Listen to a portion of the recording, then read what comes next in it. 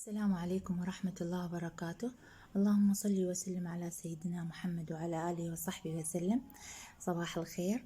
اليوم طبعا نريد نسوي طرشي عراقي أحمر.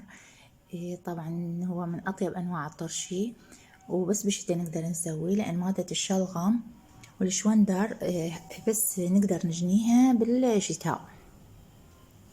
المواد هي الشلغم، أنا استخدمت 6 كيلوات من الشلغم وكيلو ونص من الشوندر، لأن الشوندر ما يصير زايد عن الشلغم، يصير يزهلج، يصير المي مخطن إذا الشوندر أكثر، لأن الشوندر حلو. فقطعناها مثل ما تشوفون على شكل شرائح دائرية، وأنتم حرين شلون ما تقطعوها يعني أقلام، طبعا شرائح، راس كبير إذا تريدوا يتأخر الوقت أكثر. زين عيني. وأهم شيء بهاي العملية كلها هي النظافة، نظافة إيديكم، نظافة المواد اللي قاعد تستخدموها. الشلغم تقطعون رأسه من فوق ومن تحت، وتخلون القشر هذا ما تقشروه كامل، يعني ما تقشروه، خلينا نقول بس من فوق ومن جوا تقصون راسه وتنظفوه، وإذا بمكان أسود مكان جذر هم توخروه. والشوندر لا، تقشروه كامل، تغسلوه غسل نظيف جدا. أنا حقيقة غسلته ونقعته مي وشوية خل، أخاف راشيله مبيد أو شيء، أنا دائما أستخدم يعني نقع الخضروات بالخل، لأن أخلي بالي إنه خاف حاطيله سماد، حاطيله مبيد.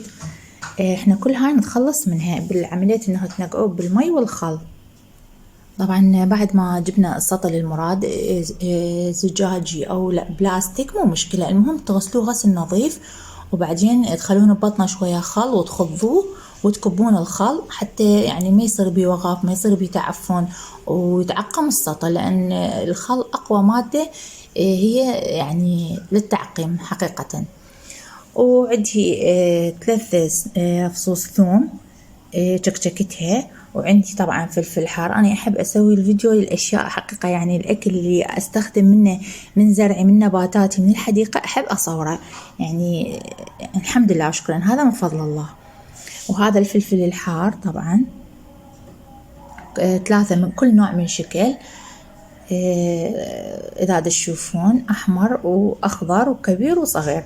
أنا بس شرحت وحدة، ليش؟ لأن هذا الفلفل كلش حار، شرحت وحدة فقط، وهذا يجي أخليهن، و3 ثوم زرفتهن. وهاي مثل ما قلنا الشلغم نظفناه وغسلناه وقشرناه وقطعناه حسب الرغبة. انتو إذا تريدوه يتأخر يعني تقطعوه سميك، إذا تريدوه بسرعة هسه أنا مسويته خفيف جدا، لأن نريد يعني إن شاء الله ناكله خلال 2 أو 3 أيام. قطعته بشكل كل الشرائح خفيفة. وهذا الليمون طبعا وحسب الرغبة، أكو ناس تحب تخلي خل، يعني كوب من الخل، أكو ناس تحب تخلي ليمون. أنا حقيقة أخلي رارنج، إذا يعني لا رارنج عندي بحديقتي لاحق أخلي رارنج، لكن هسه الرارنج بعده مو لاحق فاستخدمت الليمون. طبعا استخدمنا الملح الخشن، تاج تشوفوه ملح الخشن، مو ملح يعني ناعم، ملح خالي من اليود حتى لا يخرب عندنا الطرشي. وبدينا ورا ما قطعنا وهاي يعني خليناه شرائح، مرة طبقة شلغم، طبقة شوندر، طبقة شلغم، طبقة شوندر. هاي كلها أدوات كل ما تحتاجوه للطرشي الأحمر العراقي اللذيذ جدا، يعني حقيقة طعمه لا يوصف، أنصح كل يعني واحد يسوي منه. وأيضا هسه أشوفكم استخدمنا الماء، هذا الماء طبعا دا نغليه على الطباخ. للي يحب الطرشي ماله يستوي خلال 2 أو 3 يغلي الماء على الطباخ، الكمية اللي يعني على قد الطرشي اللي عندك، المواد الخضروات تضيف عليها الملح.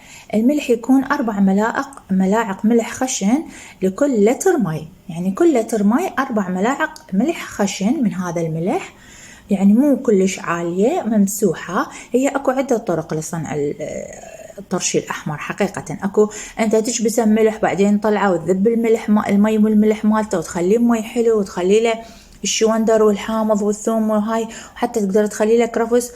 هاي طريقة شوية بطيئة، احنا نريد نسوي سريع. السريع انه لازم تخلي له مي حار، بس مو حار يغلي، يعني هسه اني ورا ما يغلي يعني اقتل البكتيريا اللي بيه حتى لا يوقف، حتى لا يقطن. شوية أبرده يعني يصير دافي، وأنا خلطت وياه الملح أديره على السطل اللي بيه شلغم وشوندر مقطع.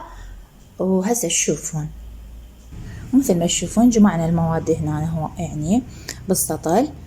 طبعا آخر طبقة لازم تكون من الشوندر حتى هي تنزل لونها على الطرشي. أنا هنا استخدمت ليمونة وحدة، بس انتو اذا تحبوها يكون حامض اكثر تخلون ليمونتين 3 او كوب من الخل الابيض، لا تستخدمون خل يعني ملون حتى لا يغير لون الشلغم والشوندر عندكم. يعني الافضل انه واذا ما توفر عادي اي خل، او الافضل انه ليمون. اني اصلا اذا عندي رارنج اخلي رارنج بعد احلى، وشويه كرفس بوجهه وها هي، او معدنوس او هذا تقدرون تستغنون عن هاي الفقره. وتحطون المي والملح عندكم، اذا تريدوه يتاخر مي بارد، واذا تريدوه سريع مي دافي يعني اخو الحار. وبعدين تغطوه بقطعه نايلون وتغلقوه بشكل جيد جدا بحيث ما يدخل الهواء.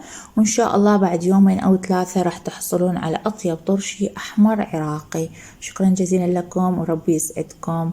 اذا عجبكم الفيديو تابعوني على قناتي، قناة فلفل وقرنفل. السلام عليكم ورحمة الله وبركاته. طبعا هذاك الفيديو أنا ما نشرته، هسه إن شاء الله أنشره ويا هذا الفيديو. هذا الفيديو بعد يومين. أنا سويت هذا الطرشي يوم 26 واليوم 28. بسم الله ما شاء الله ولا حول ولا قوة إلا بالله. يعني مستوي وصاير يعني وردة. تشوفون بسم الله ما شاء الله ولا حول ولا قوة إلا بالله. يعني ما بي وغف، ما بي هذا اللي يصير فوق التعفن أو القطن يعني المزعج لون الأبيض. طبعا من تفتحوا يعني تتأكدون من نظافة كل شيء، يعني إيديكم، الأدوات اللي تطلعون بها طرشي. طبعا احنا بعد ما كبسنا المواد كبسناها بالسطل مالتها او يعني اي شيء انتو تخلوا بيها. ضغطت عليها بهذا الماعون الفرفوري، واذا زجاج بعد افضل، او اي ثقل عندكم نظيف، علاقة حصو مثل جدياتنا قبل يخلون فد حصوة نظيفة معقمة عليها. وهذا شكله، طبعا شكله ما شاء الله ولونه ما شاء الله يعني فد شي زين. خلي اشوفكم لون الماء مالته ايضا. هذا لون الماء مالته شوفوا شلون يعني رائع. هذا المي مالته اللون كلش حلو والطرشي لذيذ، ويعني خلينا نقول بقرطة كلش طيب. هذا تشوفون الشلغم الشرائح انا مسويته، احنا نقول بالعراق درق، والشوندر، هاي الفلفل الحار والثوم. يعني ما شاء الله يعني انصحكم بهاي الطريقة جيدة جيدة جدا. بس عندي نقطة واحدة للأمانة، إنه أنا ما خليت 5 لتر مي وكل لتر 4 خواشق ملح مثل ما قلت، خليت 6، لأن يعني أكو فرد بالعائلة ما نقدر ننطي يعني الطرش المالح لكن يحبه. هسه بعد نجاح العملية ويعني نشيل خلينا نقول حصة اللي بيضغط اللي ما يقدر ياكل شي مالح، نرجع نخلي 4 ملاعق ملح على الطرشي على السطل. هو ما بيعيب يعني تاكله هيجي اوكي. اذا تريده بعد تحس بحموضة اكثر تعصر عليه ليمونة، رارنج، شوية كم نقطة خل، يعني بالكمية اللي انت تريد تاكلها. إذا تحبه أكثر حموضة أو يعني هاي. بس شوية الملح لا، إحنا لازم نراعي كل فرد بالبيت، لأن العراقيين كلهم يحبون الطرش الأحمر. فبعد ما نرفع الكمية اللي هي ملحها خلينا نقول معتدل، يعني أنت تاكلها طيبة مو فاهية، لكن مو يعني الملح يعني خلينا نقول مضبوط كلش 100%. لكن نقص 4 ملاعق ملح خشن راح أحطها، فلازم تضبطون الكمية من البداية.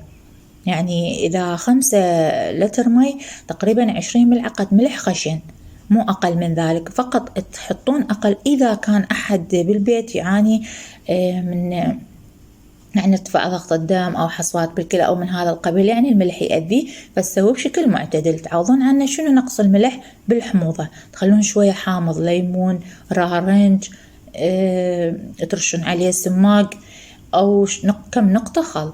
لكن باقي أفراد العائلة اللي يحبون الطرش يعني طبيعي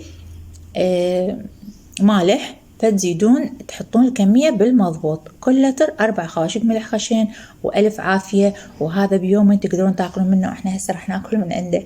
شكله كلش شهي ولذيذ ويعني ما شاء الله.